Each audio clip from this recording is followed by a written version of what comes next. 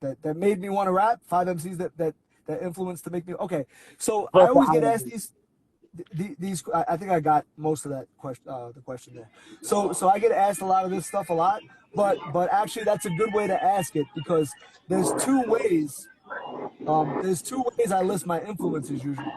So one would be MCs and rappers that influenced me before I started rapping, before I even picked up a pen, and they influenced me to pick up a pen. So I think that was the question you're asking, right? Okay.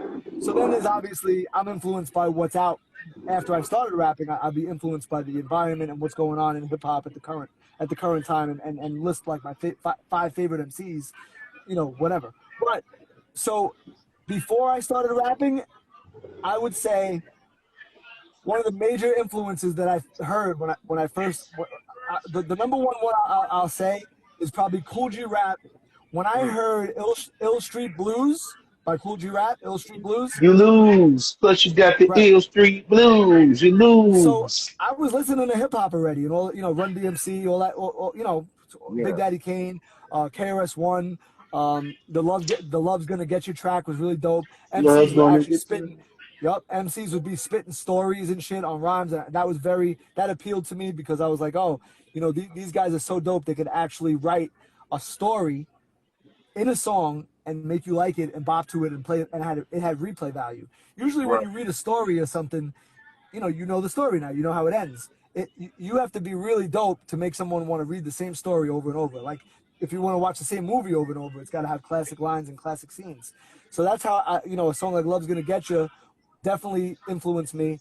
Cool G Rap, Ill Street Blues, because it was a story and it was mob shit, and I related because I'm Italian, and I have my father and my uncles, they all had mob ties, so like I definitely related. He was doing jobs for the mob, all that shit, doing deliveries and picking up and collecting and shit like that. So that was a dope ass story, and then he was doing it with like multi syllables and stuff. So I'm gonna definitely shout out Cool G Rap as being one of the main people that had me want to pick up a pen. Slick Rick is another one. So Slick Rick, also with the Dope. stories, children's stories, lottie dottie, being able to, just to like emotion and a way and make you feel a certain way when you're listening to. If you're listening to lottie dottie, you feel good and you're bugging out and you're laughing and there's humor and there's comedy in the rap, and I got interesting, funny stories about Slick Rick also with his music and how it influenced me. So I would say, G-Rap, Slick Rick. I'll list KRS-One for "Love's Gonna Get You" and tracks like that. It was just so dope. He was spitting mad knowledge.